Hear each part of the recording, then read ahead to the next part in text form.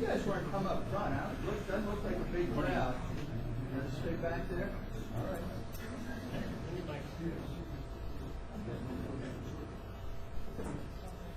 Is that good, Dave? Sir. All right, good morning.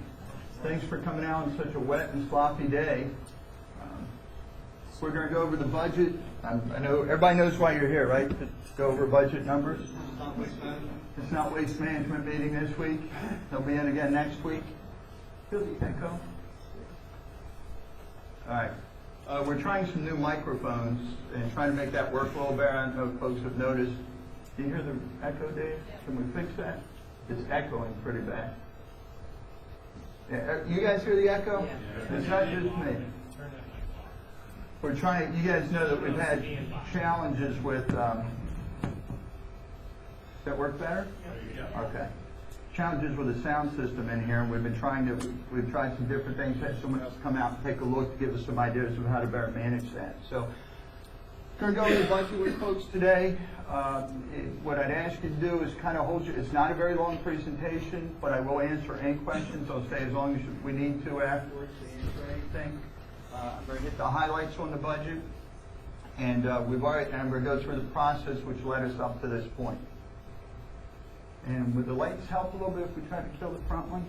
See if that makes it any better for you.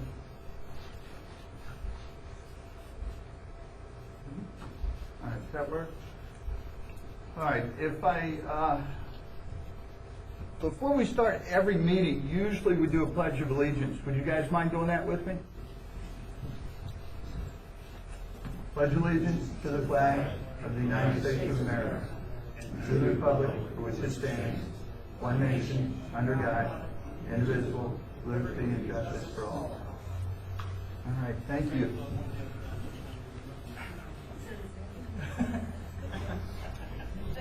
All right, I'll go through how we built the budget this year and just go over some details in the budget. Core principles that we used this year when we're building the budget. The primary thing, and I've said this on many occasions, and I'll continue to say this because I think it is important, is protecting shareholder value. In our particular case, shareholder value, in my estimation, is your property values. You're here for a reason. Protecting that property value has to be paramount to everything we do each and every day.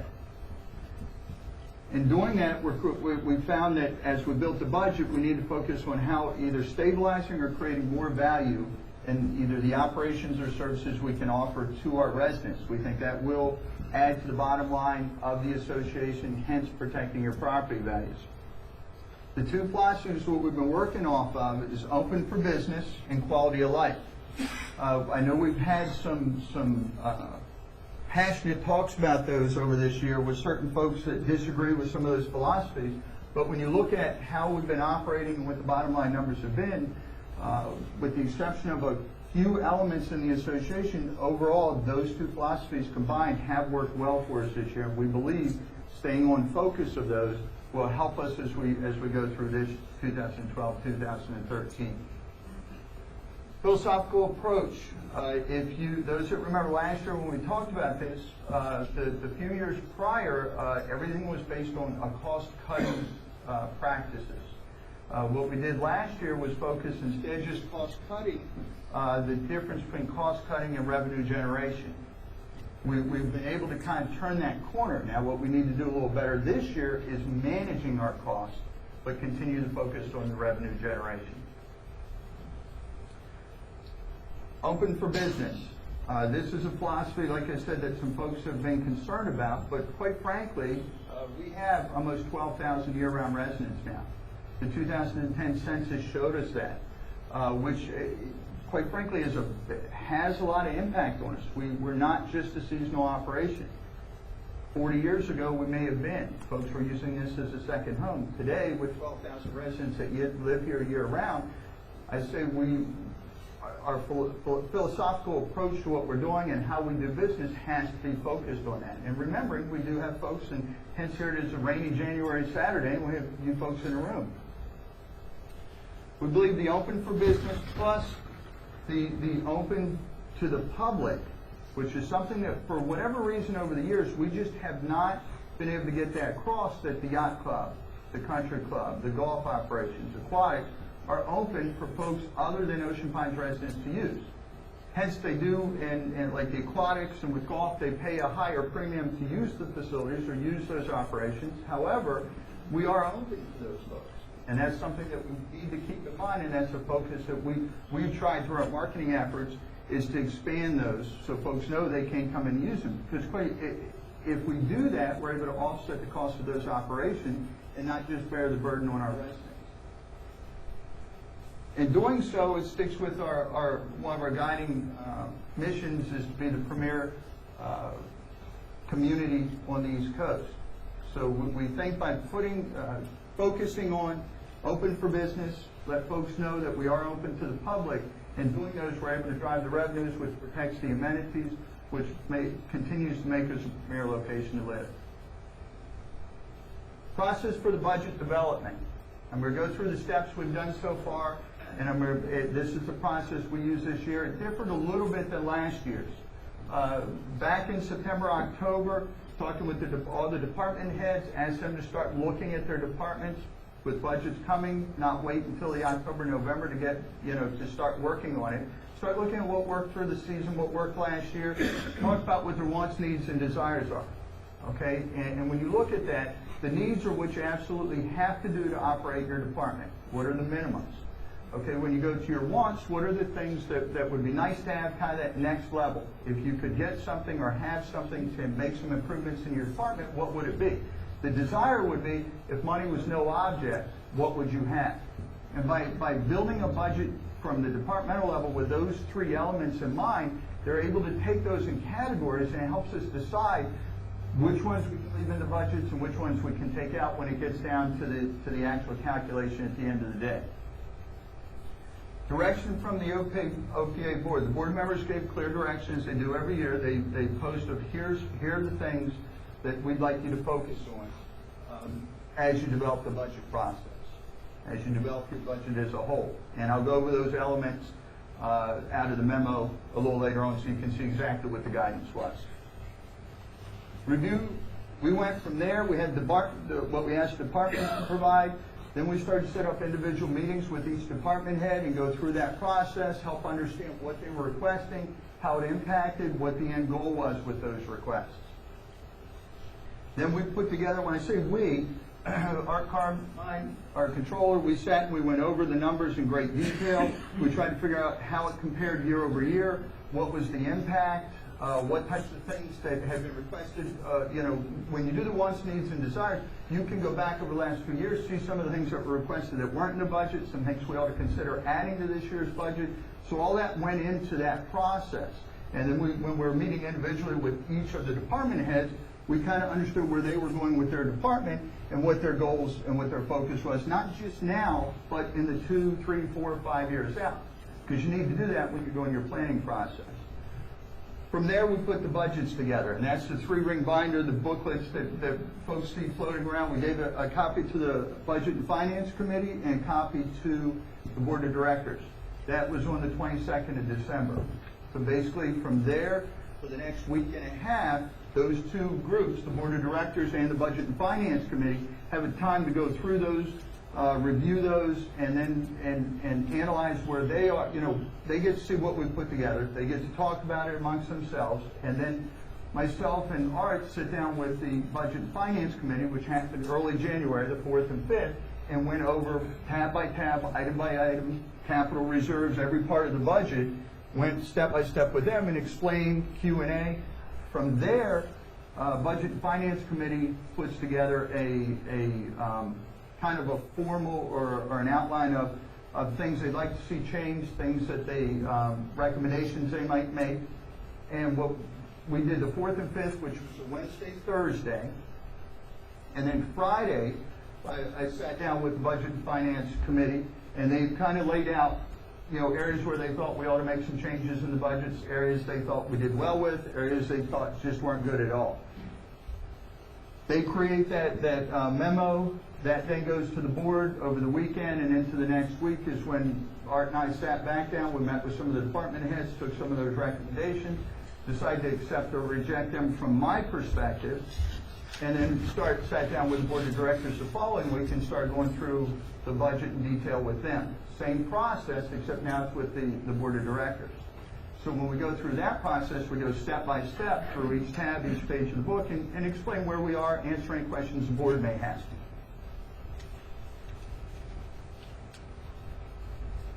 Brings us where we are today. Presentation to the public. We met last week, talked to the board. We've got the budget and finance input. This input that we get from you folks today, as we present this, and over the next week or two, you need to share with the board members pros, cons, anything you liked, you didn't like, because they're going to use that as we start our talks next week. We actually have our meeting scheduled Monday afternoon to do another round with the board of directors, where I'll sit with them and we'll go through the budget and just talk about any additional items they've thought of, anything else we need to be concerned about. The approval for the budget actually doesn't happen until February, the final approval. Okay, everybody understand that process? Similar to last year, we rearranged a couple things. A big difference this year for me, working with the Budget and Finance Committee, it was a much smoother process this year. I think we had a much better interaction. It wasn't as controversial. It doesn't mean we agreed on everything, but it was a better working process this year. And as we spent those days together going back and forth over some of the items, we were able to make some changes on the fly. We were able to say, oh yeah, I didn't think of that, or I was able to explain to them why we thought of something a different way, and it seemed to go a lot smoother this year. All right, the board guidance. Here were the key items. They came out of the memo from the board guidance as we built the budget. Now understand, the board guidance is what they give directly to me, and they say, here are the parameters from which we'd like to see you build your budget for this year. First one, continuation of five-year funding plan. Operation budget requires no increase in assessment. Basically, are we able to hold the assessment where it is from the operational side of the house? Emphasis on quality of products and services offered. Continue to focus on improving quality products, the services, enhancing what we can offer, but try to do it in a way where we're not increasing the assessment, hence the one before it. Business plans to identify target markets, specific strategies to increase marketing and usage of the amenities. IRS tax liability to Beach Club for parking. This was one that there was a disconnect or a communication difference between what the Budget and Finance Committee saw and what the board guidance said, and when it followed back up with the board on just make sure we were on target, the direction here was to understand the potential tax liability from the beach parking this year and make any recommendations that may impact it for this year. There seemed to be a question whether I was, and God bless you, whether I was supposed to address the tax liability for the last 7 years during the lawsuit and the potential loss if we were to lose the lawsuit, at the Fourth Circuit Court. The guidance wasn't that. The guidance was, how do we take a look at what this year's parking and what the potential tax ramifications may be so we can start planning moving forward if we need to make any adjustments. Limit aggregate staff salary increase 3%, make it merit-based. Basically, any raises we give should be merit-based and limited to the 3%. When I say aggregate, that's all the employees should not, it shouldn't be across the board 3% increase for everybody. In aggregate, some may get 3, some may get 2, some may not get any, someone might get 4. But in total, it should not exceed 3%. Also need to put a stronger look this year. One of the points that they emphasized was we need to take a look at our infrastructure, drainage, road paving, looking at the amenities, looking at the infrastructure of the organization, put a little more focus or a little more spot on some of these things. As you all know, road resurfacing we haven't done in 3 years. How long do we not continue to do that project? So there's some things that we need to consider when we're building a budget this year. Okay, when you're looking at the budget, there are two sides of the coin. There's the side that produces revenue and the side that basically spends money, doesn't produce anything. And when you're looking at this is how I look at the organization as a whole. Revenue side, non-revenue side. Basically your marinas, yacht club, country club, golf, the aquatics, all these are considered revenue producing. They have the opportunity for someone to pay to use them or participate in the service there. Non-revenue side, admin, public works, police department, fire department, these aren't revenue generating parts of the organization. These use revenue. So that's when we're looking at how we look at our organization, that's how I look at any kind, daily, weekly, monthly. Are we producing? Are we not producing? And how are we putting our energies into increasing the revenue opportunity? This I thought was useful coming off of that slide, going into how your assessment this year, is in what portion of this year's assessment goes towards those two sides of the organization, revenue, non-revenue. Amenities. Tenants.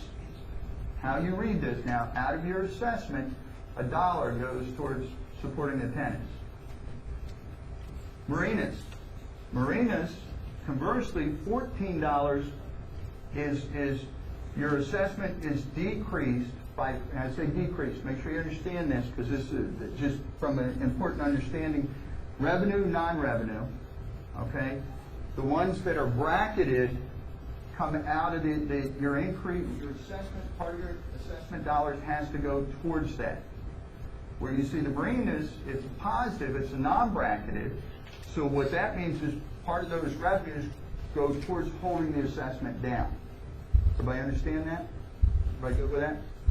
And that's why the prior slide, when I'm looking at the two pieces, it's just important to understand revenue, non-revenue.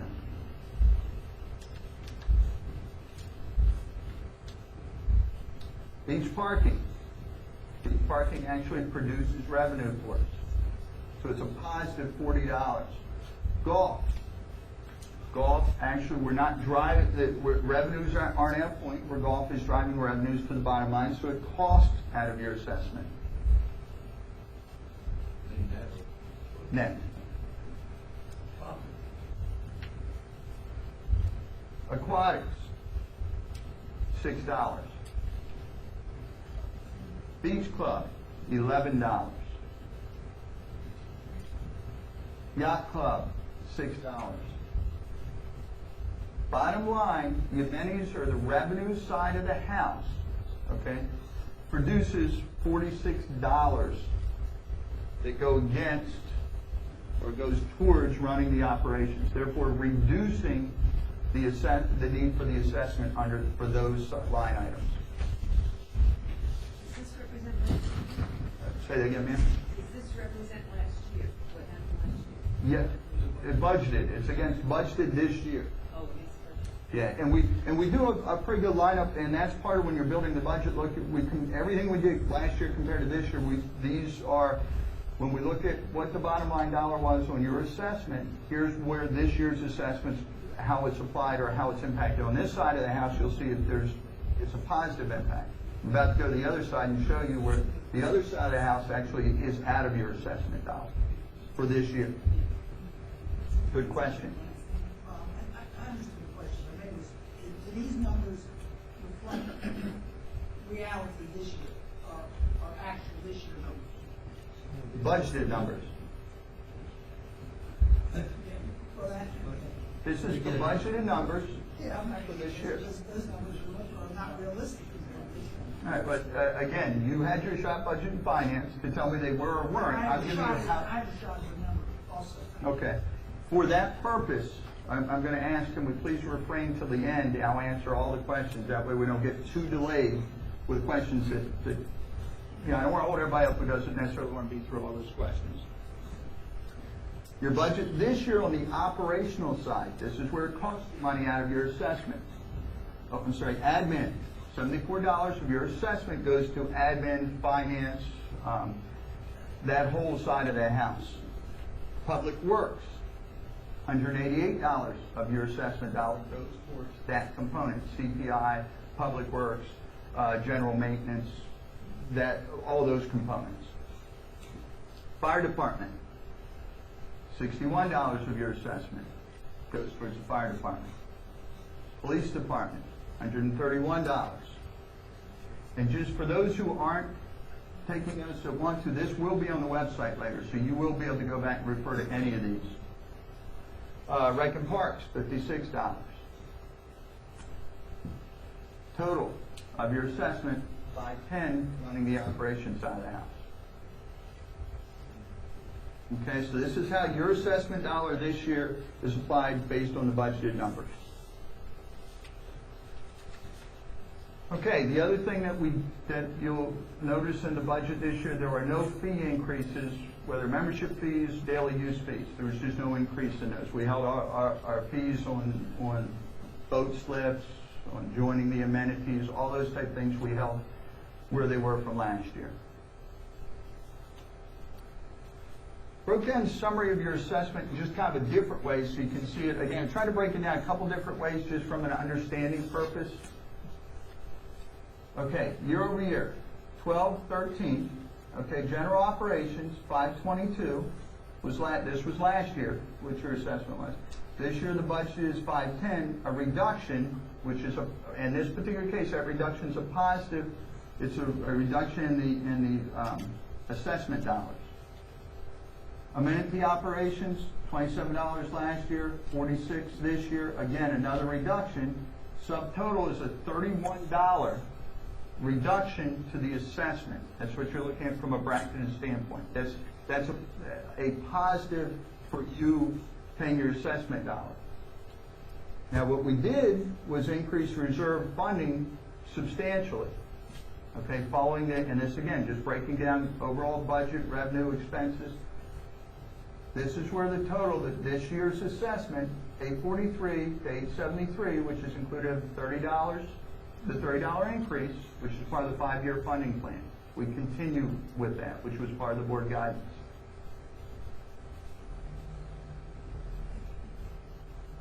Reserves. Reserves have come up. It's a big component of our budget this year.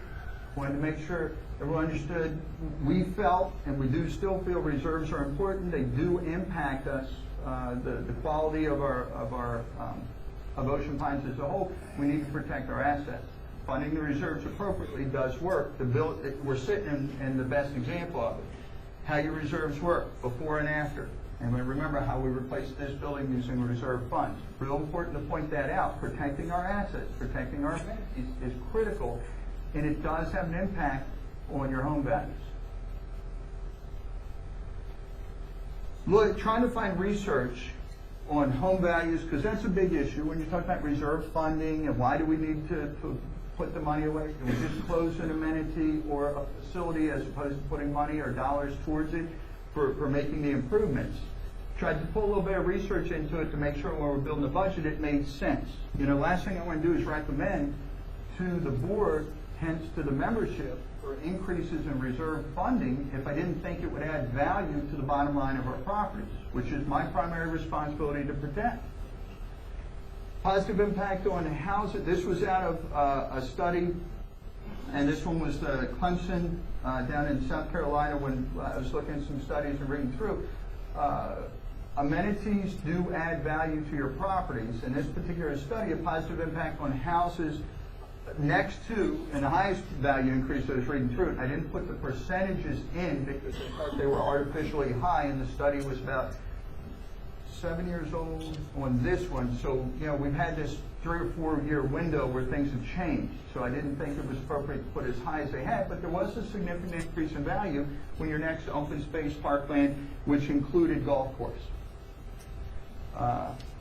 Leads to amenities in good condition lead to higher property values, higher housing values as they're associated or in proximity to the amenities. Quality of life. According to the American Community Study, and this was a 2010 study, so it was more recent, it does say areas with natural amenities, recreational opportunities, quality of life are best suited to grow, okay, property's growing, you're adding value. So hence, just so you understand from the reserve components of protecting our amenities, it is important for us, not just today, but into the future, that we're protecting our assets or our amenities. Reserve funding. This is where the numbers start to really expand. We have our 5-year funding, the 5-year funding plan, and what that is the replacement plan. We go into my colors look, I apologize, colors seem a little off here, okay?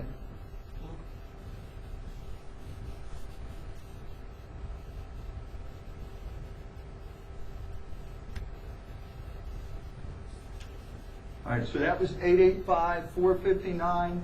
Small piece goes to the deficit reduction. 402 goes towards the roads. Bulkhead, 829. And replacement, 1.6. These are where your big numbers come in. 4,361,020. Now this is a number when you're looking at the reserves. You know, folks say, oh my gosh, we're flush with cash. We have too much in reserves. With this year's budget, with last year's budget, we keep putting money into reserves, and we're not doing anything with it. Actually, the truth of the matter is we are. If you recall, 2 years ago, Swimmer Racket Club, we ended up having cracking and failing around the docks, around the pier. That was approximately $600,000. Art, what was that expenditure? $600,000. That was non-budgeted, that we didn't know about, that we had reserves set aside, we had to pay and get that fixed. With the yacht club, the country club, some things we've shared recently, you see that we have amenities, facilities that are 40 plus years old, and they're starting to have some structural issues. That's where our reserve funding starts to come in. Road replacement, bulkheads. There are a number of items that go into that. Okay, but I just want to make sure I point it out. We're well in excess of $4 million in the needs for either replacement or repair of these facilities and or amenities. Personnel this year, we're going to talk a little bit about our budget and what the personnel changes mean for this year. The recommendation this year, if you recall, hiring a human resources person last year became a big topic. What we elected to do is do on a part-time status last year as opposed to a full-time position with human resources.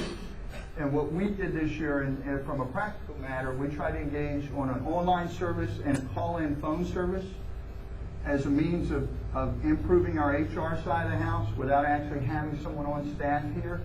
And as we went through that process, we found it just didn't work out too well.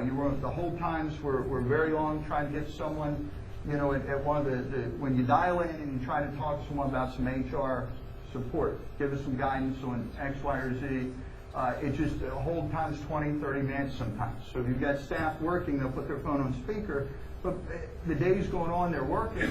By the time the question comes up, they're on to something else. It wasn't a very good environment for us. Secondly, if you're looking at job description, updating those type of things, doing that remotely or through a third-party service just didn't work for us. We tried the online. Well, the online service that you try to go in and take a look at, and you've got people basically doing research on the internet. So you're researching, but you don't always have the technical expertise to understand all of the components of the HR. So it's more of a try and then go out and look and then apply what you're doing. Hence, we still feel with an organization of our size, HR is an important component. I did budget for an full-time HR person in this year's budget. Facility engineer. And again, I've covered this in the last couple of weeks, actually the last couple of board meetings, but I just want to make sure everybody understands that it's a position that's in the budget, but it's not an additional position. This came from personnel changes. Folks that don't know, when Carrie Nelson left, we did not hire for that position. What we did was promote from within, which left that extra position. We did not fill it yet because I don't think we necessarily need another public works person. We need to start looking at facilities and managing our amenities differently, and that's where a facility engineer, I think we need to do a better job planning and protecting our assets and doing it in a different way. And that's where I think a facility engineer as opposed to another public works person makes more sense to me. So, and that was just kind of a philosophical. It doesn't really change the bottom line in the budget, but it is a different position than what we've had before. Aquatics instructor. This is a new position in the budget. The aquatics instructor, for those that don't know, our aquatics side of the house, we've seen some improvements there.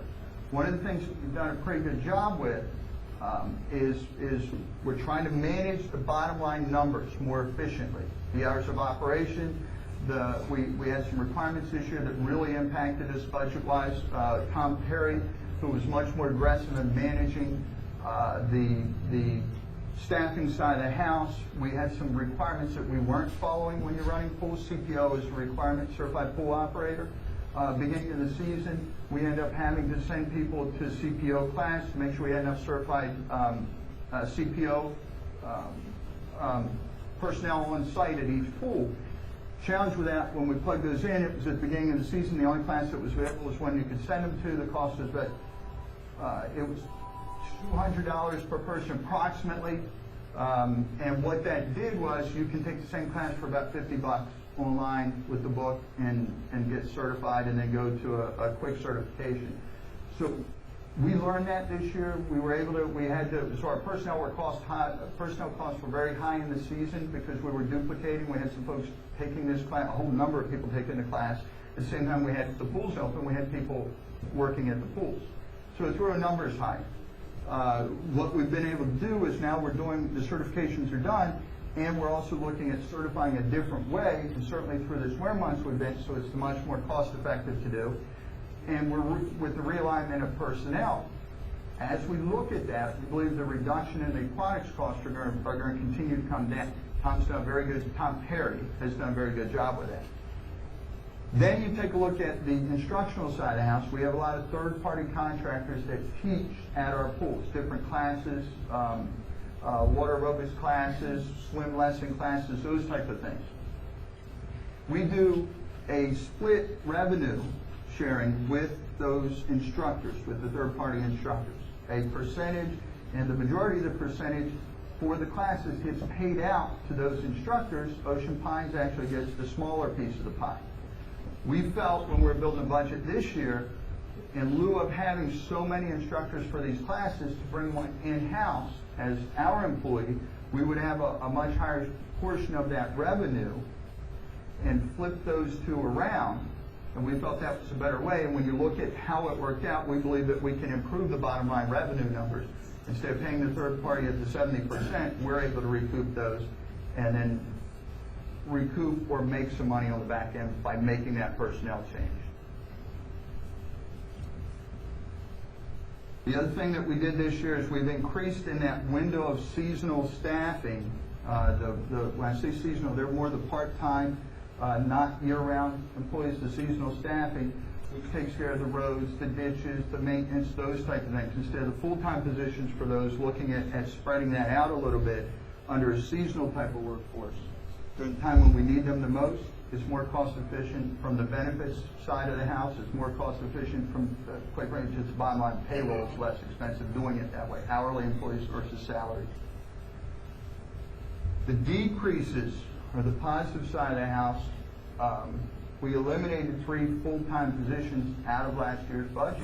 By making the arrangements at the top, we were able to reduce the full-time with benefits, which does have a positive impact on the bottom line.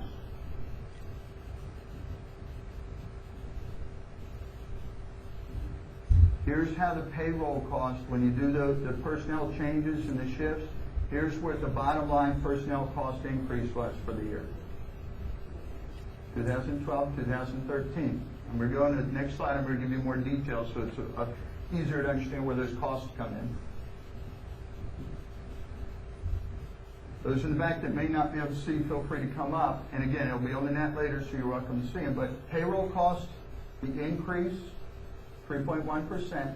I'm sorry, payroll costs, which are listed. We broke it down to the bottom so folks can see what they are. Payroll costs increased by 8.8%. Medical, workers' comp, unemployment, FICA, and other are always built into that pricing. Okay. Field labor was down, contract labor was the same, other. You see it's a $1,400 training, those type of expenses, which is where the 4.9% in total payroll cost adjustment is. Just thought it was important to go ahead and point those out in percentage so everybody understood what they were. Okay, quick wrap up. Money for roads, golf, drainage, infrastructure projects were a high priority. We made sure we budgeted for those. Money for the new yacht club in the reserve funding element. We are expecting $1.5 million expenditure for the yacht club. No membership fee or daily fee increases.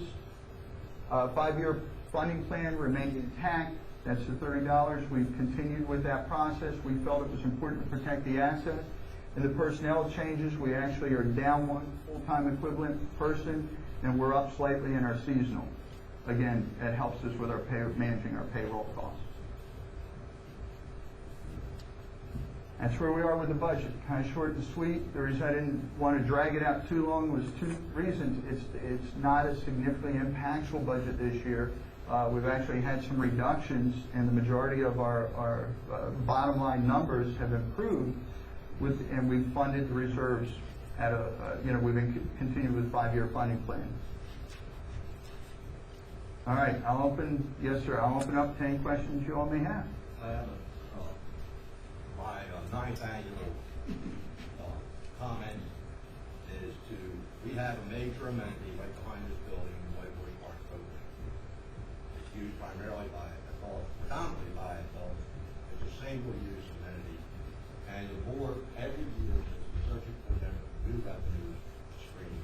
And every year I raise the issue, charge some kind of fee for using that parking lot like you do at the beach club. Every year I get this light. So for 9 years, this organization has missed the revenue stream. I guess I'll be back next year, 10 years, I won't hear it. And I don't know what's the matter with the board, why they don't go ahead and just institute that amenity. There is no control of who's using it. It's not monitored by anybody in the county. They have no idea who's using it. These do collect a trailer sticker fee and have a sticker attached to the trailers. They're used by commercial interests and marine utilities who park there and whatever. They don't pay even capital costs.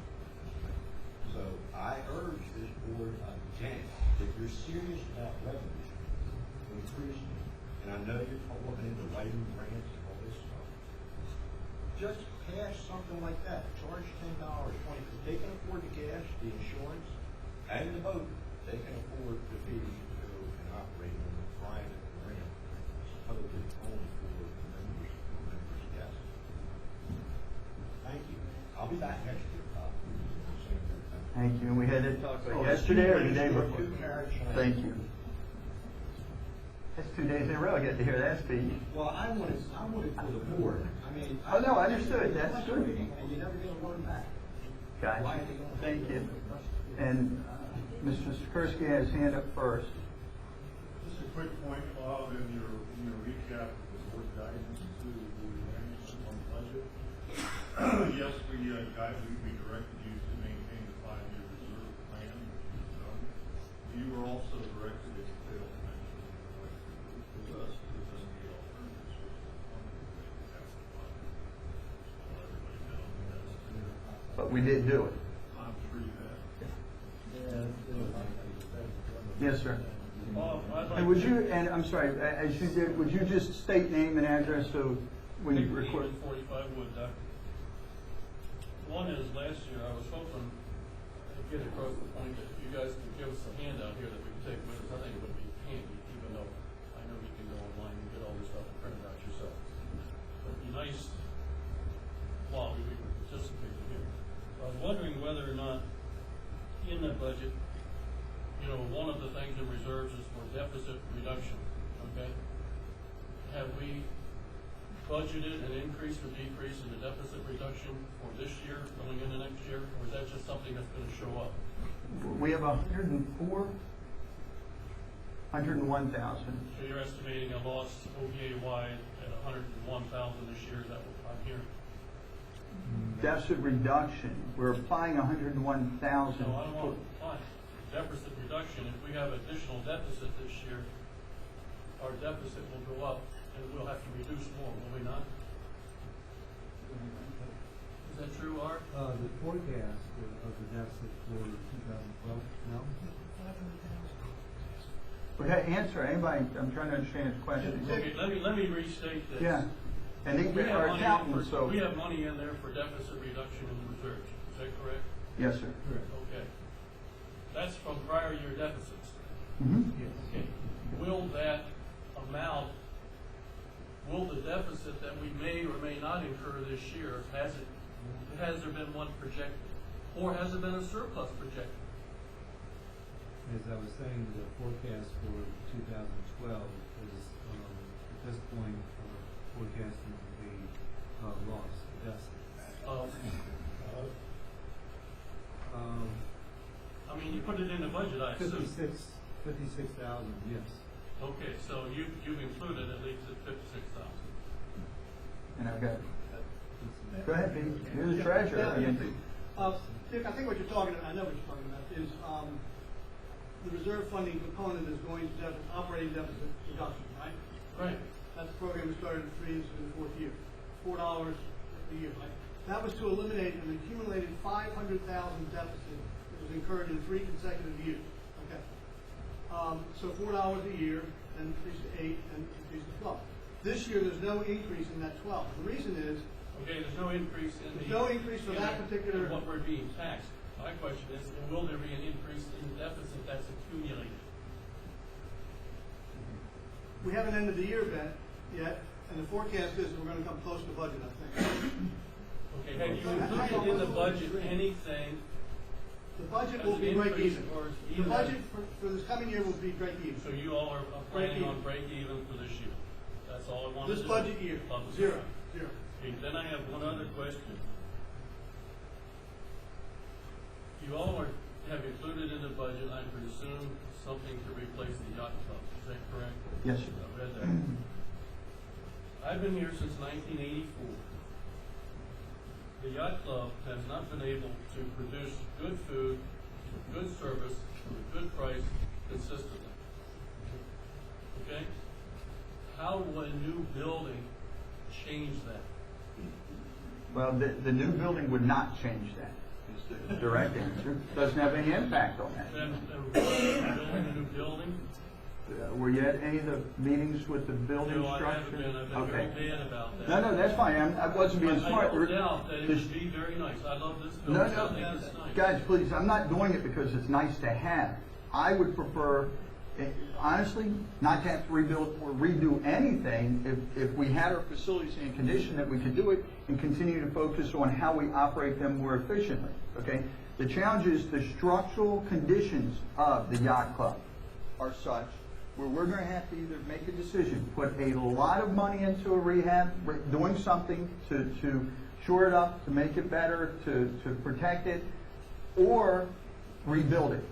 And I went into great detail. We've had outside folks come in and do a structural inspections on it, and and it's been done several times. But our recent one was much more invasive. When I say invasive, we actually cut holes in some of the areas to pull some of the facing off so they could look a little deeper into the structure, just to make sure. So specifically your question, they do not make those type of improvements that you were saying, you know, between the quality of the food and those type of things, of the quality of food So service. you determined, or our board has determined, that the membership thinks we should have a restaurant to continue to lose money in a new facility.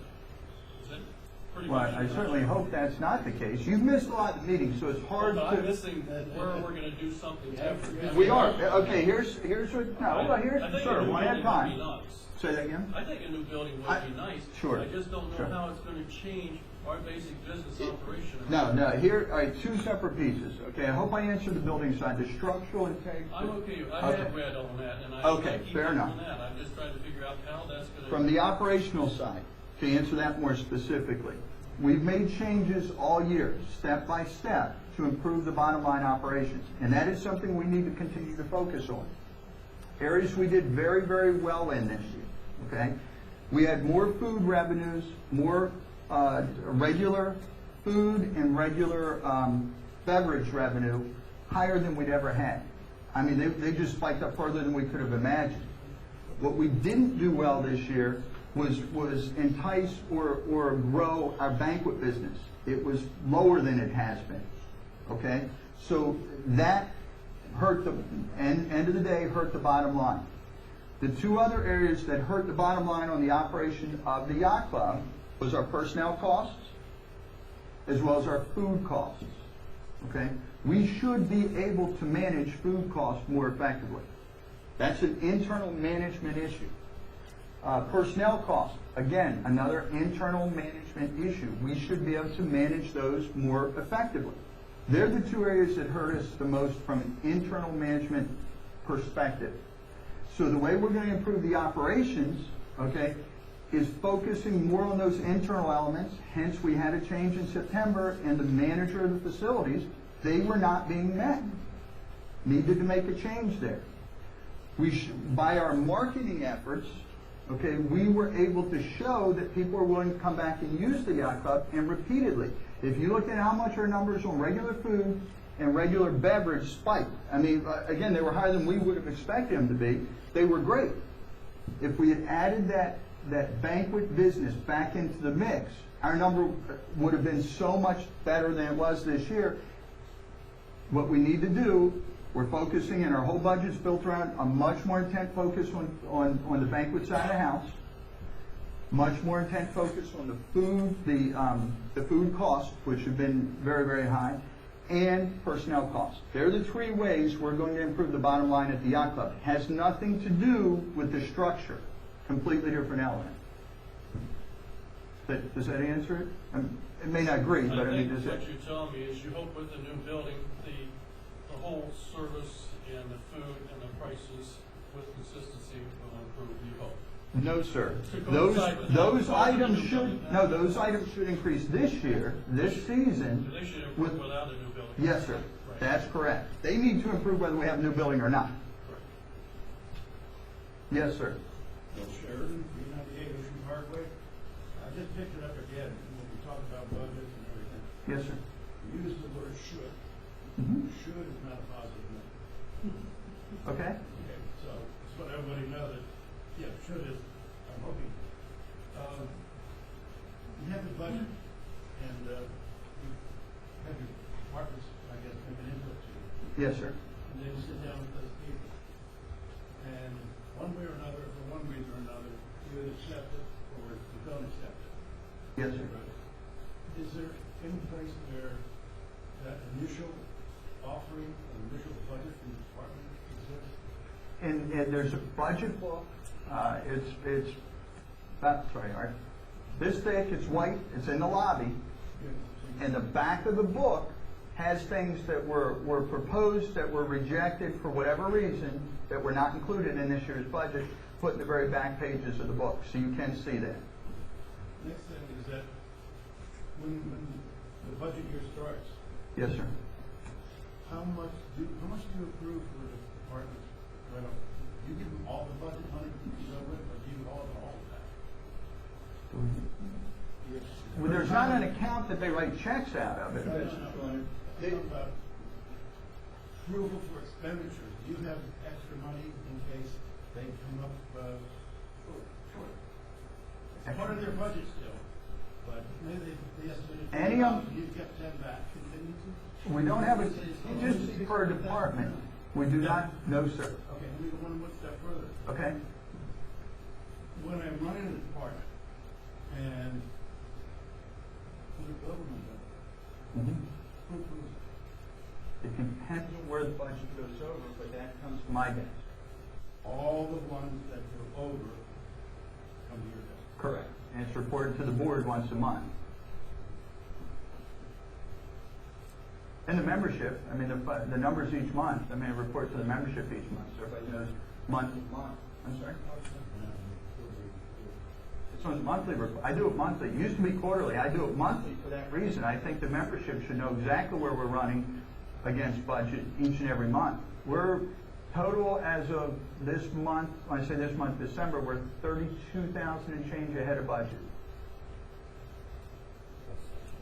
Plus that, to the positive, where we want to be. If you take out some capital, which was 2,000, that was slightly over, we're about 29,000 in total. Looking at the three-legged stool, as some folks like to call it, we're 29,000 ahead of budget for the year so far. In total, that's when you put all the departments, all the pieces together.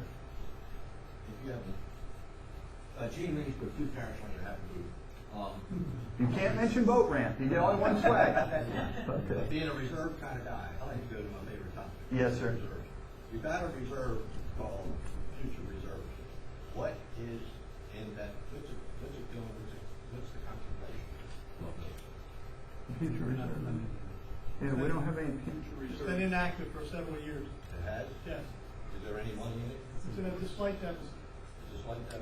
Okay. but there's been no activity in several years. Okay, good. I'm glad that this is future now. Secondly, I think, and I've raised this issue to the wonks and understanding, but bulkhead reserves are not the same as all our other reserves, because they're applied predominantly to homeowners-owned assets, not Ocean Pines-owned assets. Well, there's actually two components there. I'll get into that. Okay. One of them is for the common bulkheads, Yes, sir. which don't belong in the bulkhead reserve. They belong in the replacement reserves like every other Ocean Pines asset. And that has been going on for years. That's an argument I made years ago. It does not belong in the bulkhead reserve. They are Ocean Pines assets. That 8% linear footage of the total linear footage of bulkhead that Ocean Pines owns, that money should be going in the replacement reserves. But that's a nominal piece. So I don't want to argue that. And I also know that everybody pays a little bit for training. But the bulk of the money, for the train, keeping the canals open, but the bulk of the money is paid by homeowners living on bulkheaded properties that own that bulkhead. Ocean Pines does not own. And that's for the replacement of that bulkhead that's owned by the homeowners, not by Ocean Pines. So by definition, they are not. That money is not the same, and that money should be viewed differently, reported differently to the association members, rather than lumping and everybody getting all excited about, oh, look what they're doing. Oh, that's a completely different animal for the most part. I know you got a little bit of Ocean Pines stuff mixed in there, which you shouldn't be, but for the most part, most of that money is for replacement of homeowners' owned assets, not Ocean Pines' owned assets. So it confuses everybody to see that thing up there and say, oh my God, it has nothing to do with Ocean Pines properties. The third thing I would like to mention is that last year there was a discussion about whether or not we were going to put in any money in the budget on the shares of the casino revenue that we were going to get. And nobody said, I think they put in $0 because you just couldn't estimate how much was going to come in, even though $8,000 was produced a $1 reduction in assessments. Are we doing that this year? Are we putting an estimate in this year? We have 400 of it's going towards the road resurfacing program. Okay, good. That's great. Last point, I think, before I hear something else.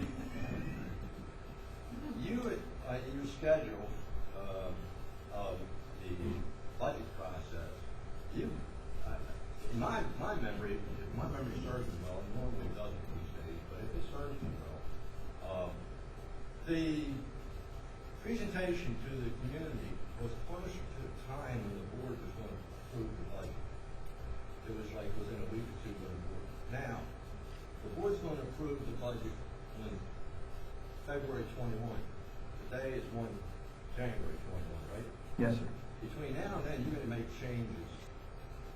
How does the community know that you're going to make the substantive changes? And how does the community, in addition just to knowing about it, get to comment on if there's any substantive changes between this meeting and the meeting that you're going to approve the budget? The board meetings, at this point, there's one scheduled for Monday at 3. Okay, they're open.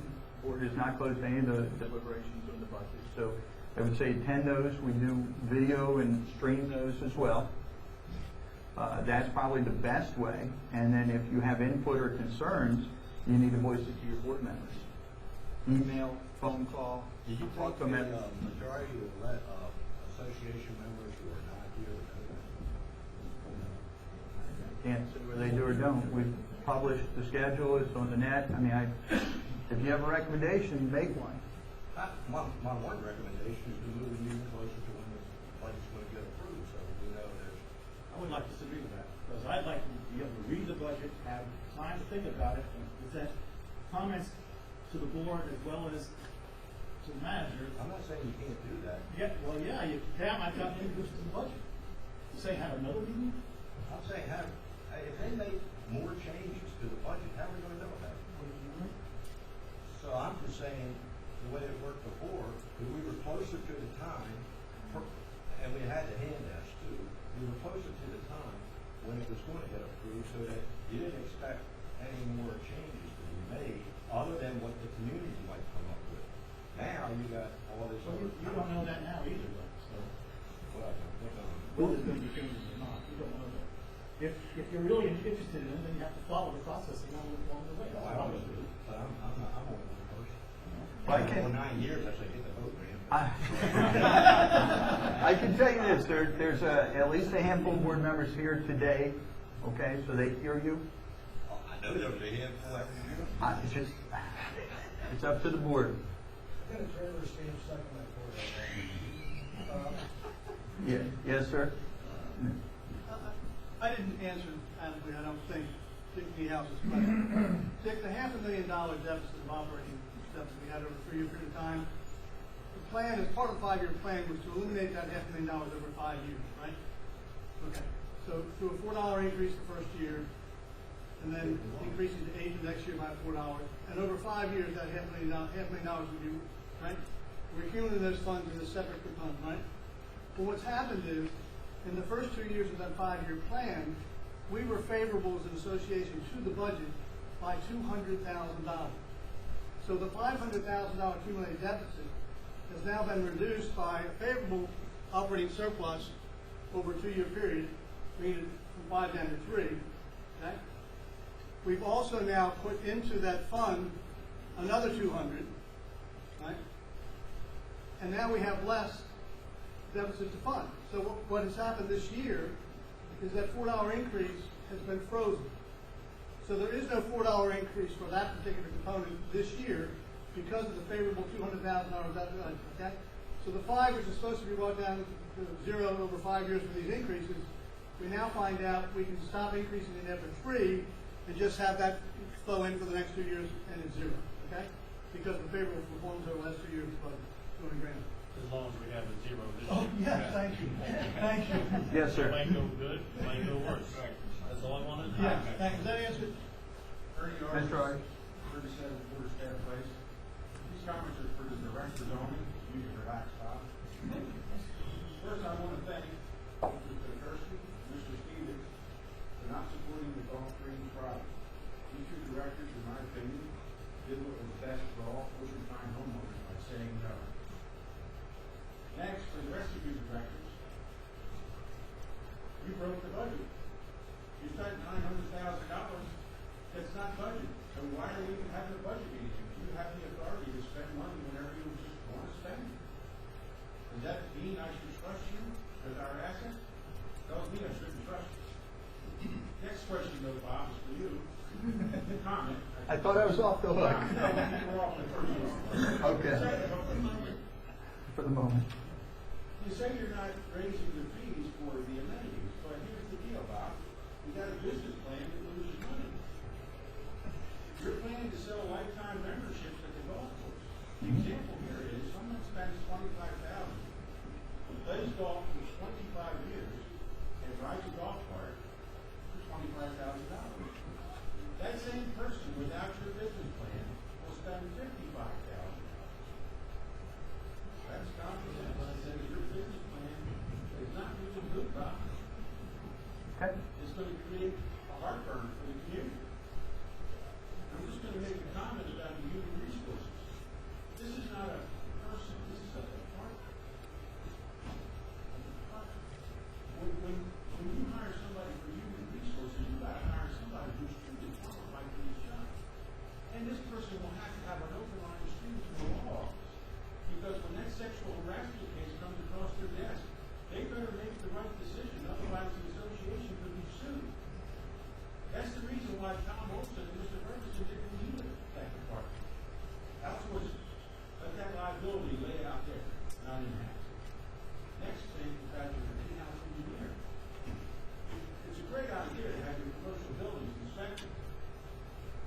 way to do that is hire a state certified engineering organization.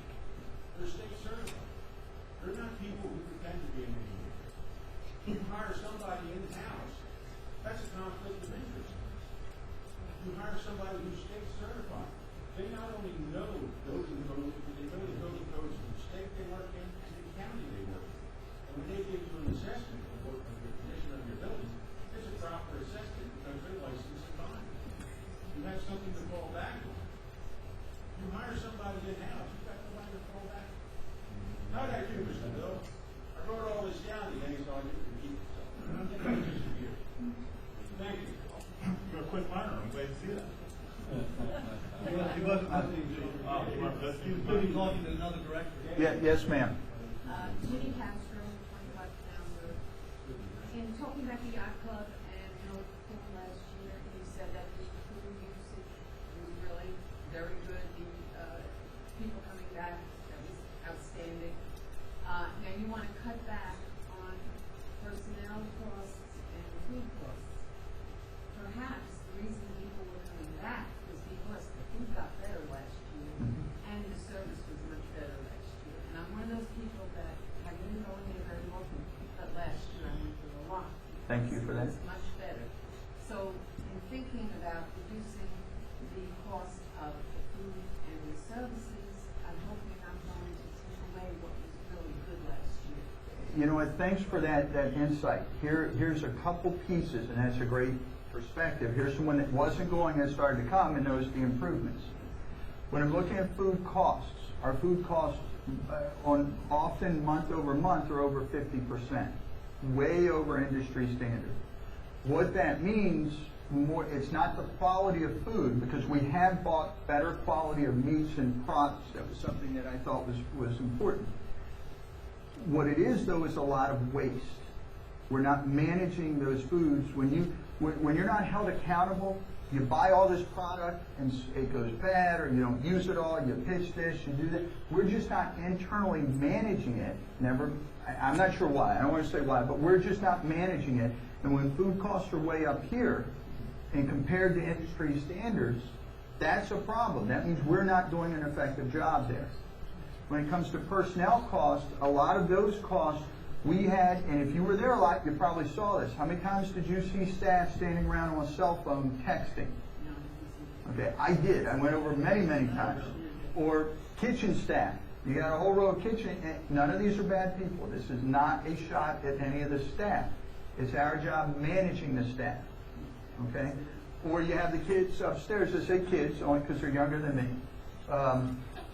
I didn't want to, but you know, some of the younger adults up there, up on the second floor, on their phone. One staff member brought his laptop in.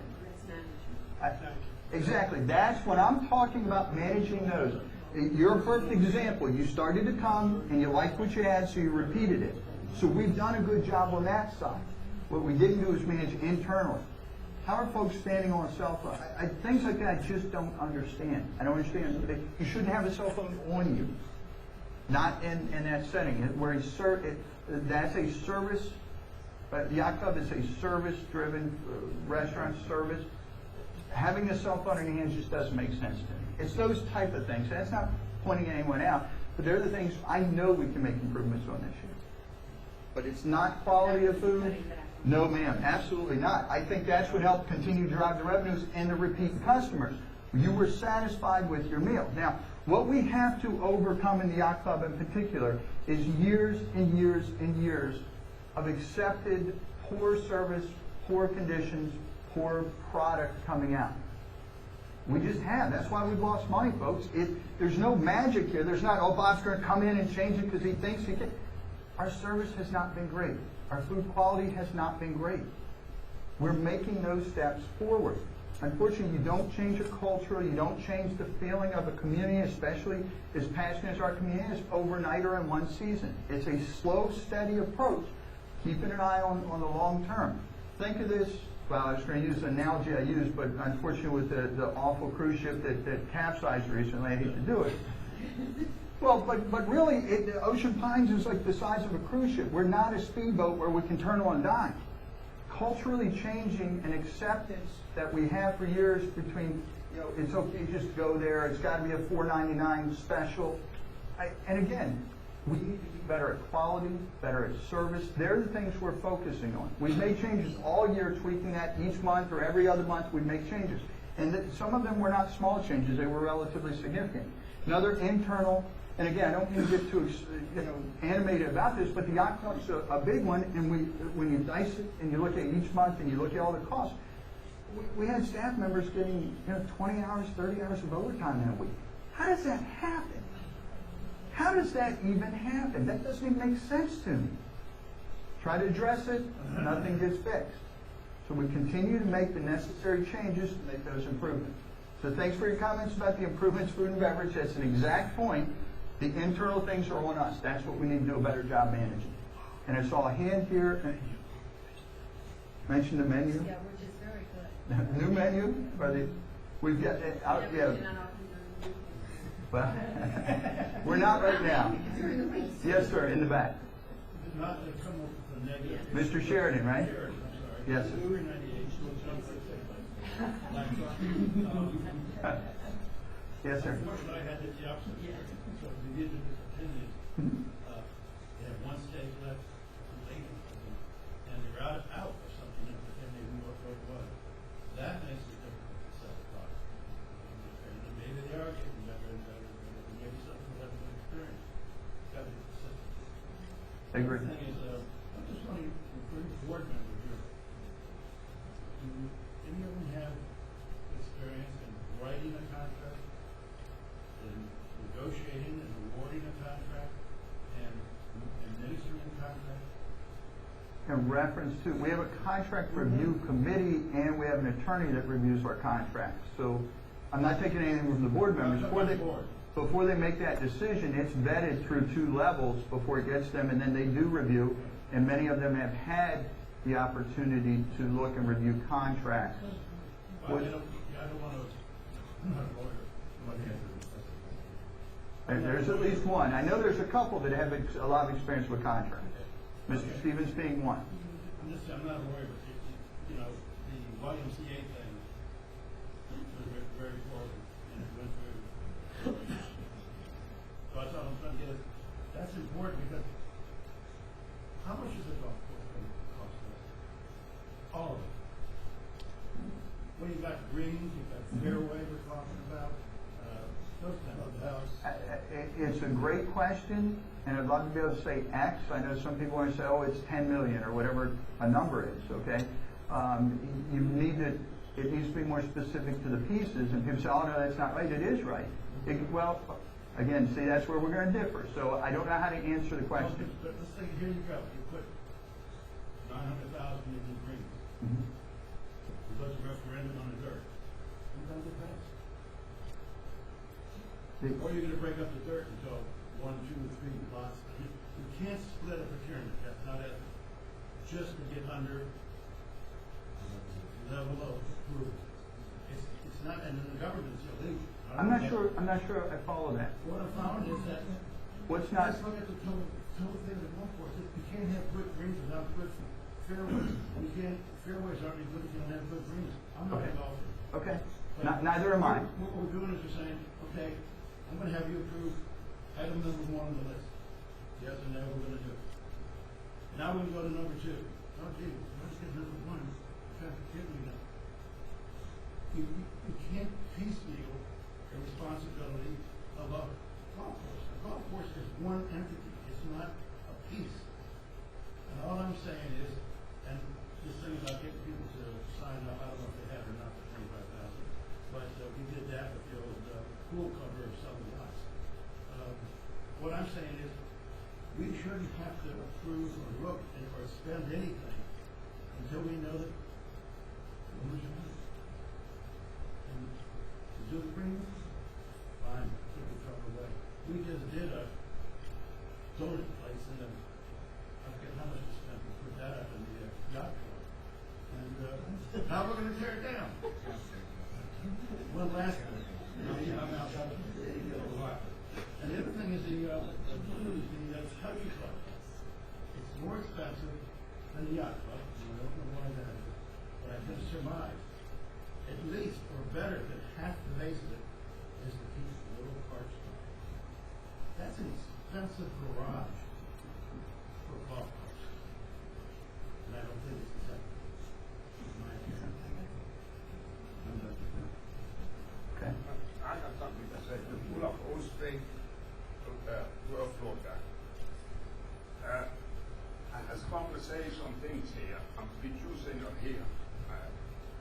I go along with this man, these people, with the golf, $900,000. We spoke in December, 2 hours here, about the golf. He say that, he say this. Last week, I was here. I watched my watch. 55 minutes, we talk about that golf course. One person spoke 34 minutes himself, pushing the golf club in our back. All these people who voted last week to spend that $900,000 on the golf course have put a knife in the people of Ocean Park. That is not going to work, people. The reason we have asked the board to let us vote on, let the people decide, not you people go and take $1.6 million and spend it the way you want. That has to be stopped. I want to see the people to vote on it, if they want the golf club or not. But don't spend $900,000, spend next year $900,000, see, and then they don't have to have a vote on it. They're going to do the same thing with the yacht club people. The people are not going to vote for the yacht club. It's going to cost us $3.5 million. What the board is going to do, they're going to say, we spend this year $1 million, and next year $1 million, and next one year, and they get around this. This is the whole question. We go behind the people in Ocean Park. They got no job. They cannot pay their bills. But we're going to raise the dues. When one is the board member, he said, we are all millionaires. Remember what's going on. The whole country is coming back except Ocean Park. The yacht club, the golf club is not going to bring a family to your house. That is brainwashing those people here. I talked 2 weeks ago to one board member. I'm not going to call names, but I told that board member, I said, next week you all on behalf of the board that you're going to spend $900,000 on the golf course. He said, how did you know that? What came out? What are we going to get the money from? Now they have to change the whole budget. We get brainwashed. Bob is a good guy. Bob told 2 months ago here, I want you people to come to the yacht club. You're not going to push the people into the yacht club. The yacht club got a bad name. It has to get off the people's bed. Bob had that maybe good reason. Sure, we do this and that. But once you got a bad name, forget it. Another thing I want to say, 50 years ago when Ocean Pines started, we had a golf course, we had a yacht club, and this area here was a camping one. A lot of people camping here that had lots. But the worst thing that happened, they had to go to Ocean City to get a dinner. But 50 years later, what happened 50 years ago is not working today. And the board did not to the mind. They think we people are stupid. They keep spending. People, there are certain board members we have to get out. They're killing most people here in Ocean Park. And I'm going to stand for it. And I'm talking to everybody for certain board members to get out. Gentleman back who hasn't spoken yet. Yes, sir.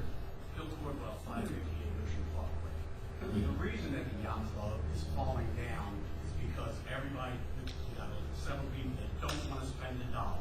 So then everything's got to go to referendum. So the referendum is a 1.5 year process. That doesn't get done. And then the next time you send in the referendum, that's a 1.5 year process. Nothing gets done. That's why the yacht club is falling down. I've been in here for 15 years. I've been property owner in here. I've been hearing the same crap year and year and year again. The yacht club is an amenity. The golf course is an amenity, you have it on your slides there, these keep your property values up. You take them away, your property values go down. I want to leave for my children better than I came in. Some people don't do that. If you're going to spend $1, well, you know, it's like the heavens are falling in. That's ridiculous. Things cost money. These places are 40 years old. They weren't built to last a lifetime. They were built to last 30 years. Okay, they're 10 years older than that now. They're falling apart. I'm sorry we have to spend money. I think you're doing a great job. With the yacht club, I bring people in here and I make them go to the yacht club. Over the years, guess what? They haven't been real satisfied with it. Over the last year and a half or so that you've been over there doing things, they come from Ocean City over here, you go to the yacht club, they say, hey, this is great. You know, the food's good. Excuse me, I'm speaking. The food's good, the service is good. I'm not saying it's great, but it's gotten much better. Everybody in this room should have the responsibility of going over there and trying it. Yeah, I've heard people that have been here for 30 years, they call me yacht club. Well, that's how, you know, that spirit is what's holding things back here. Things are progressing, they need to progress. And you're doing a great job of making them progress. And like this lady said, things have gotten much, much, much better, but you have to try it. You just can't say, oh, it sucks, I'm not going there from 15 years, from experience 15 years ago. And that's the way with all the amenities. There are amenities, they reflect all of our property values. And sometimes you just have to I'm retired, I'm on a fixed income, but you know, I don't have the money to go out there and play and do this and all that kind of stuff. But guess what? I see where you have to progress, things are falling down. Like we said in the last meeting, the yacht club's dangerous. You know, it needs to be replaced. Guess what? My son's looking at getting married. My wife is looking at the yacht club for having a wedding there. We are missing the boat. Get that name. No, I agree. No. We are missing the boat because we thought we were going to replace the yacht club, so we stopped taking catering events. We are missing a boat there. There is nothing in this community that has that yacht club that with the experience that people will have there if we have a nice facility. Nothing. And guess what? Take yourself over to the country club there and have lunch. That guy's chef over there, he's got the best pulled pork in the area. He's got the best fried chicken. Yeah. Well, people won't go there. For one thing, because it ain't a great building. It stinks. It's got mold. It's got whatever. I'm not in for replacing everything just for sake of replacing. But take yourself over there and experience something. Don't just say, oh, I'm not going there. It's been garbage for years and years. No, it's not. Try something. And everybody in this room and in this community, if they go and try something there, keeping money in the community, well, that's the last thing we have to pay them for. Thank you. Mr. Sheridan, your drink keeps coming, aren't you? Well, I hear things coming up, and yes, I can't fathom in my mind. I don't have to eat a drink. That truck is some of the shantiest places, but that's really around.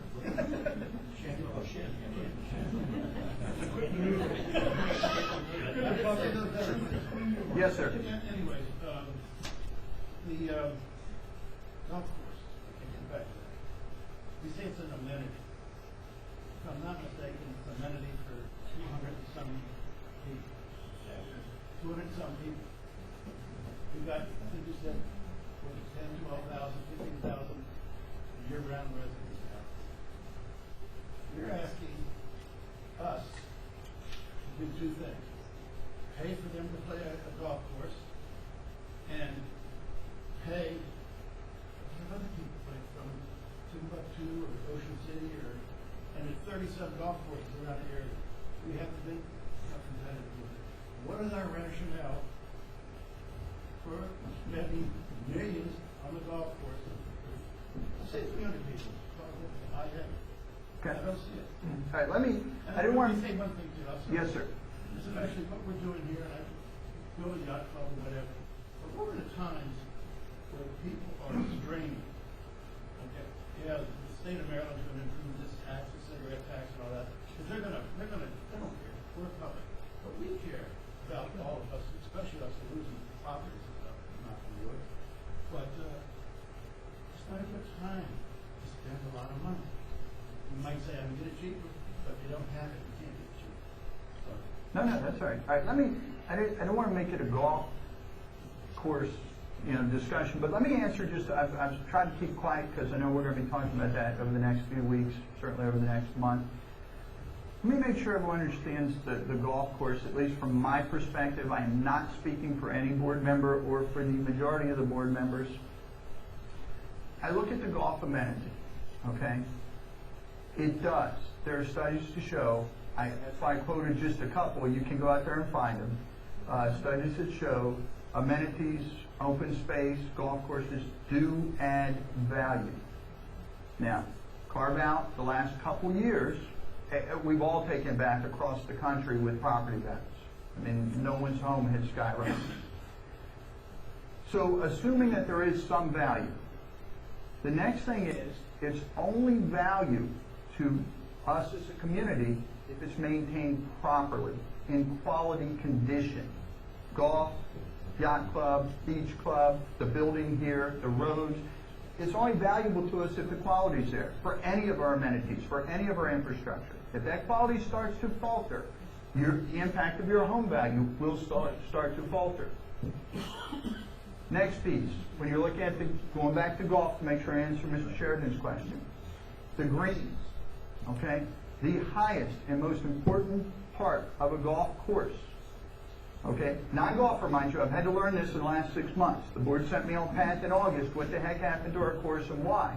I've learned a whole lot about golf, more than I cared to know, actually. I'd love to be able to go out and learn how to hit, but I don't.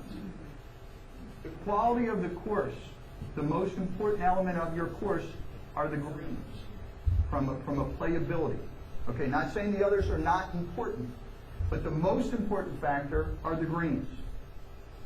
So you had mentioned the steps. You are correct. It's a stepped process. If you're going to sell a product, you need to know what the product is. In our particular case, okay, we have a golf course. The enjoyment of using that course is the product we're looking for, the guest experience. Well, for them to have a good quality experience, the greens are the #1 priority when it comes to golf. Hence, that's why we're starting down that path with the golf event. The board could have said golf's not important, make it green space. Guess what? We'd have made it green space.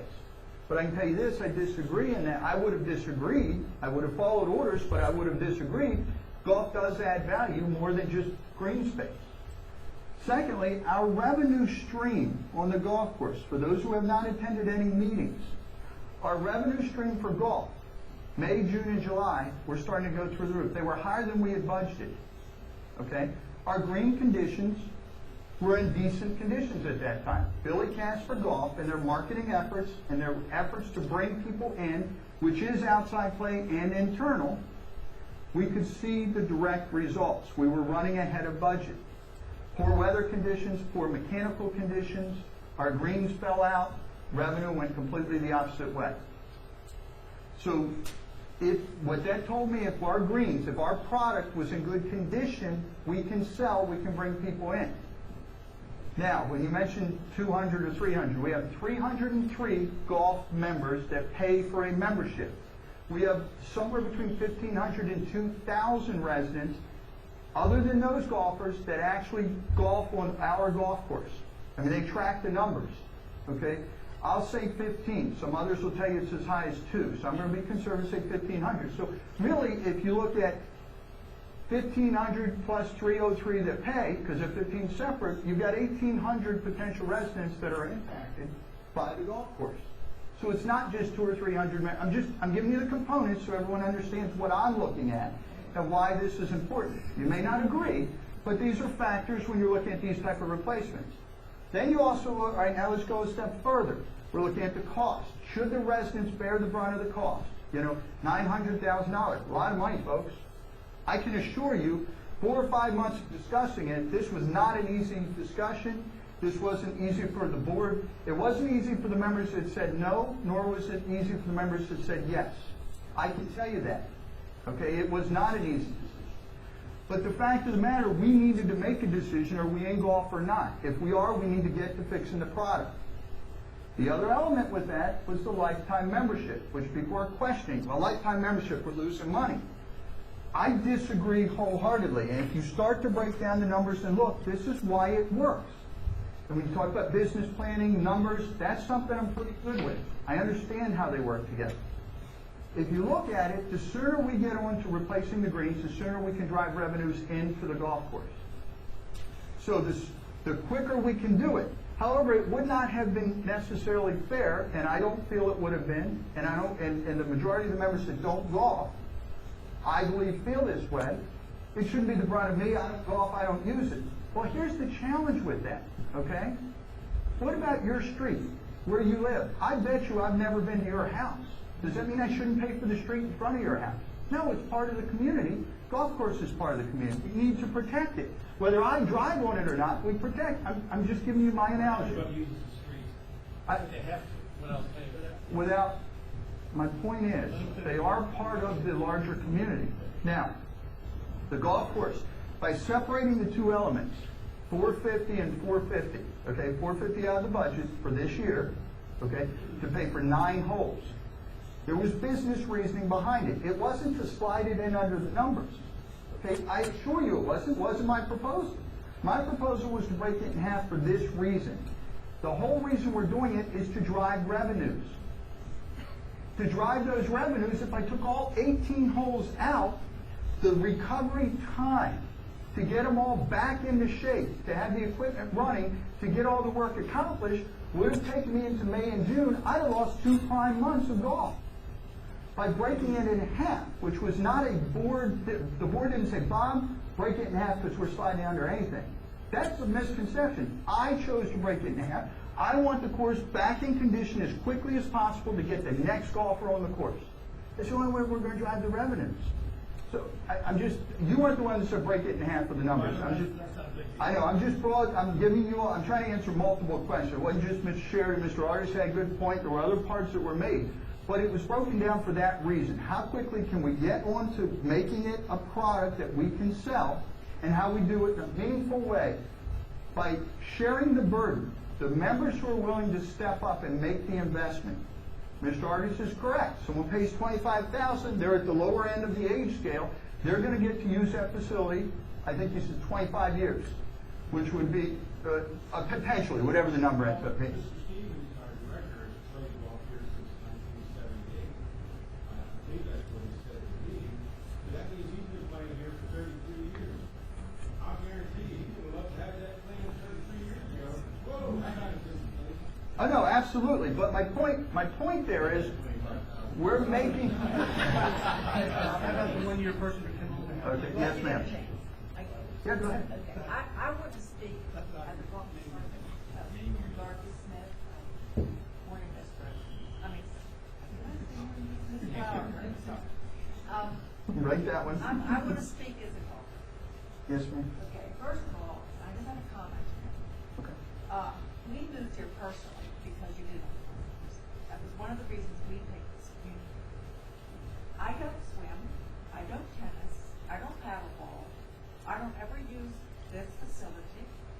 I play golf. But I'm willing to pay for all of the facilities. Because when I moved here, I knew it was an amenity. That's why I moved here. We need the amenities to keep our property value up. I support them all. Whether I use them or not, I support them all. I just want to make that comment. Thank you. And Mr. Clark hasn't had a chance to talk. Now come back. Yes, sir. Morning, Clark. Busy Foundation birthday. Well, the only thing I want to mention about golf, other than one of the big three, is you just said we had like $450,000 out of this year's budget. There is no $450,000 this year's budget addressing golf greens. And by the way, I'm speaking as a member and not as a budget finance advisor.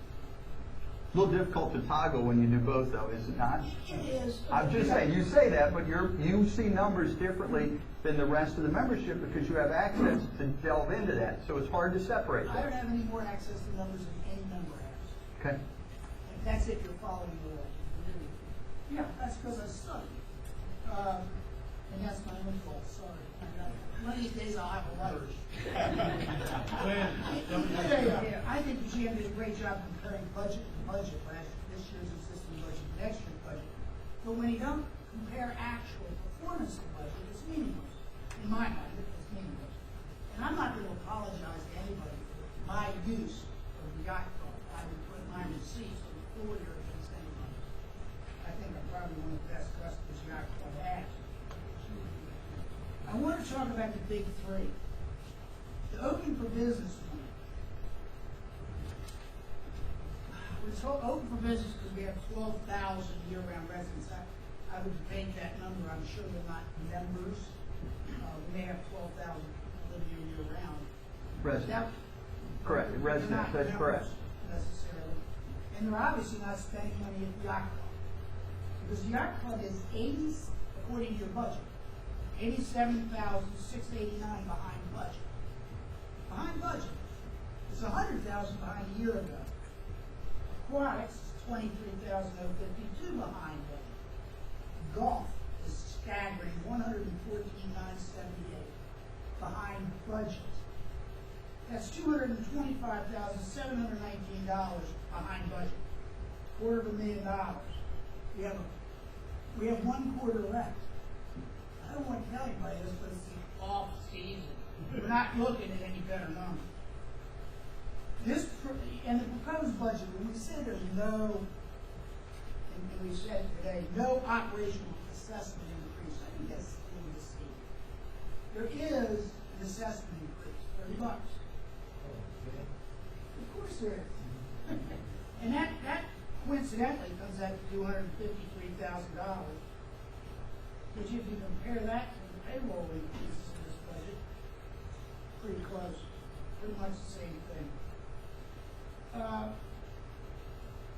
The proposed budget is predicting a 70% performance bottom line improvement over action at the yacht club, at the aquatics, and the golf course. I don't think that's realistic budget numbers personally. And my last comment is when you showed the slide with the pie chart on reserves, there was no mention of golf drainage reserves, which there is a category. Is there not? There is. And are we not borrowing $325,000 in this budget to pay for golf drainage? We are borrowing in this budget, correct. Okay. That's all I have. Thank you. Yes, sir. The presentation, where we're going back and forth, and I'm just talking as a resident that you talk to people. And I think your explanation is quite good, what you're saying about golf. Assuming you're gonna have golf as a amenity, okay? Yes. Personally, I think if you took a vote within this community, the 99% would outvote the 1% it would be gone. I'm not saying that's right, I'm just saying personally, I believe that. $900,000 is coming out to us, $900,000 approved. The word goes out underneath all that says, none of this was budgeted. Shades of the sports cover pool, again, comes up, and I'll guarantee you that's what's happening. Sure. So from a PR standpoint, whether you do an editorial, whether you do an explanation, I would suggest you get it out in the Independent and the Courier, all these newspapers of progress. Get it out. What you said here today, your rationale. That when you're putting unbudgeted items in, again, explain how that's being covered. You know, in other words, I'm robbing Peter to pay Paul today, but it's going to pay me back in the future. Sure. I'm just suggesting what's out there right now is, hey, we got another sports core pool. You better go after that. So I'm just suggesting to you, you might want to consider something else then. I think I'll shut up for the rest of the day. I hope. No, I like that input. Well, I'm Thank just you. suggesting Yeah, no, that that's good. Your position here is what, the 20, 30 people? Yes, sir. But there's 8,500 that another 40 at least give a rat's ass. Pardon my French. Okay? But it would be nice if you could go ahead and get that out to them, because your rationale is there. You don't want to lose it. You think that it's on the upswing. Right. But you got to bear in mind that people have been around here, in my case, since '84. Sure. It's sort of like Lucy and Charlie Brown in football. Okay, I can't tell you how many times we've resolved the golf loss. Okay, and again, No, I agree. I agree with you. You said last year you do the same thing the same way all the time and expect a different result, it isn't gonna happen. You're trying to change it, so bless your heart for that. Thank you. So, just a suggestion. Thank you. Sir? Your Steve hand. Smith, 59 Windjammer Estates, Matt. Welcome to the neighborhood. I'm really sorry I moved into this community. Oof. Listening to all these people talk, it's like, why don't you just mow down the golf course? Why don't you take the yacht club and cover it in? Why don't you take the 5 pools and get rid of them? Why you had it tear up all the roads? I bought because of all the amenities. I bought because of the yacht club. I've gone to the yacht club since the beginning. And by the way, I've lived in Maryland since '66. If you could ever tell me I lived in Ocean Pines, I thought you might be taking a side shoot. But I moved here because I think Ocean Pines is improved. I admire you guys for sticking up for stuff that I didn't want to see happen. I want to be in an amenities community. I lived in Florida in an amenities community and a gated community. And let me tell you, you can say all you want about it. What do we pay? $75 a month. 76 a month. I paid more than that for gardens. Okay? So, I mean to tell you, what you're paying for, police at my door, firemen at my door, all the public roads, all my amenities that I want to take advantage of. If I want to play golf, I'll play golf. By the way, I bought on the golf course strictly because I wanted to live on a golf course. And I didn't want to live in Glen Riddle. I didn't want to live in any place else. I didn't want to live in Lighthouse Staten. Okay? Ocean Pines was nice. It was perfect. It had everything you wanted. It had that yacht club. I'm not a boater, but I'm going to tell you right now, I've eaten at that yacht club. I liked the food there. The food was decent. I liked it. Okay? Yeah, it's not a world-class place, but it'd be nice to do the diners, drive-ins, and dives one time, you know, with their meals and everything else. That would be fun. That would be awesome. You probably would attract more people. So I'm going to come up with some gourmet dish that will attract the guy to come here. I like this community. I like everything about this community. But I can tell you right now, if it's going to cost me another $3 a month, what is it, raising up $30? Yes, sir. Well, $250 a month. I spend more on lottery tickets than $250 a month.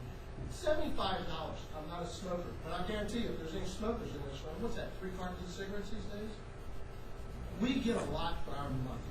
This room, this facility, Christmas time, bring my grandkids up here. It's just a nice, civilized place to live. The board of directors, okay? I'm liking it that I hear that there's a couple people that don't want to vote for this. There's a couple people that do want to vote for this. But I can tell you right now, my house will be the first one to go on the market. If that golf course turns into, like you said, if that golf course turns into a field like Pine Shores, okay, just drive down along Beaucamp Road and look at Pine Shores. I think the property value and what I paid for my house was the result of not just the canals that we take care of, not just the yacht club, but because of the boat club, but because of the country club, okay? And yeah, it might be a garage, but if you don't take care of things, which obviously you haven't done in 40 years, 9 out of 10 facilities that I have golfed at have a garage underneath. They have the country club. They have a place where people can have weddings, gorgeous weddings. They have places where, yeah, it's not just all golfing. It's a whole community. It's a whole community of people taking advantage of the amenities. I say, keep up the good work of keeping my $75 a month, which I still believe is ridiculous. Ridiculous in the price of being so darn lunch. Okay? Yeah, just keep it going, and I thank you guys for a good job. Thank you.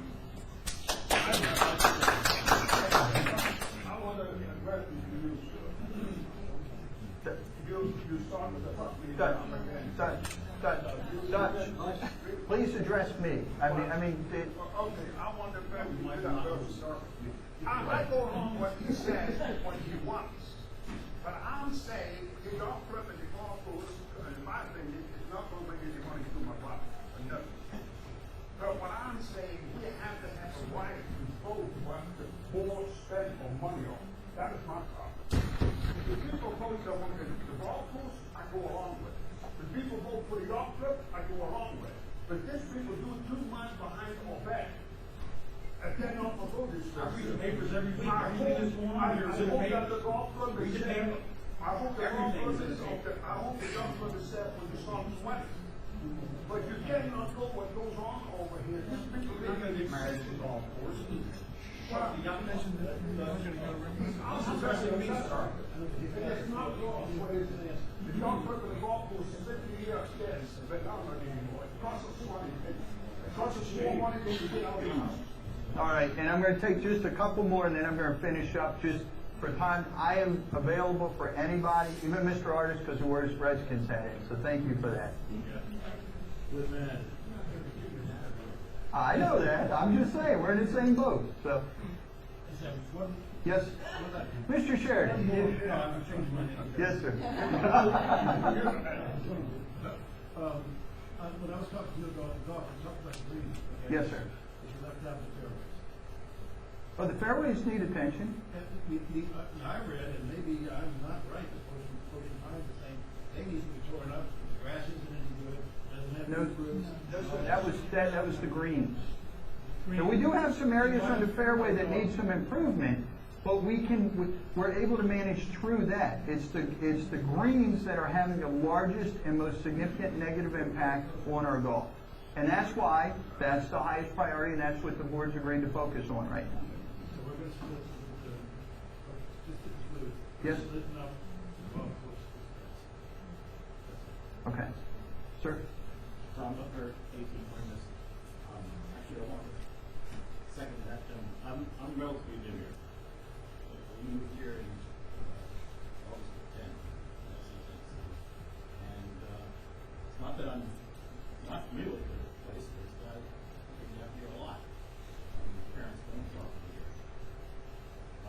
Back in the 80s. And I have seen a tremendous improvement in the food at the yacht club, as well as the facility. I do not understand why there is so much animosity to try and improve the situation of that yacht club.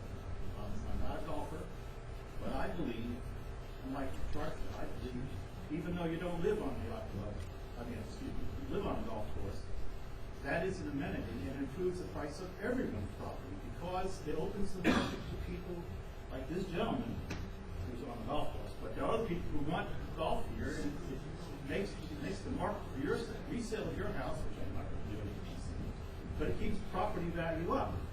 And I don't want to see the property values go down because, in my case, I bought the house right just at the crust of property values going down. I paid more for my house than it's worth right now. The reason being is it costs more to build a house than you can get a loan for the house. I don't want to see property values go down. I want to see property values go up. And I think property values will go up if and only if in this community we maintain our amenities. And I just again, like the other gentleman said, I agree with him too.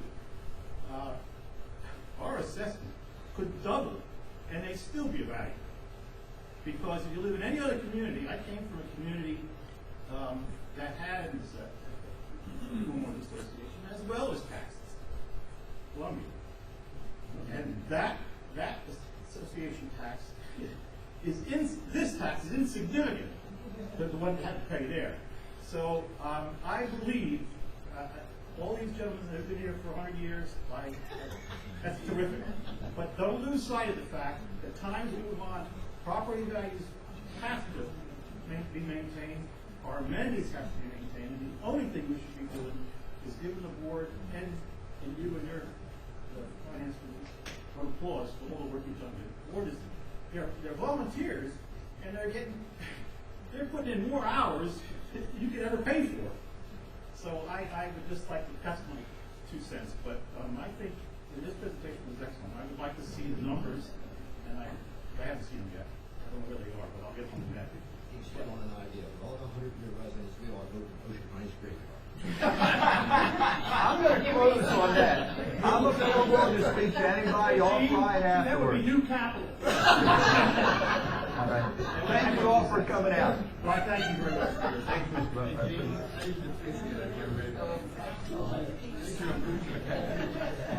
appreciate it.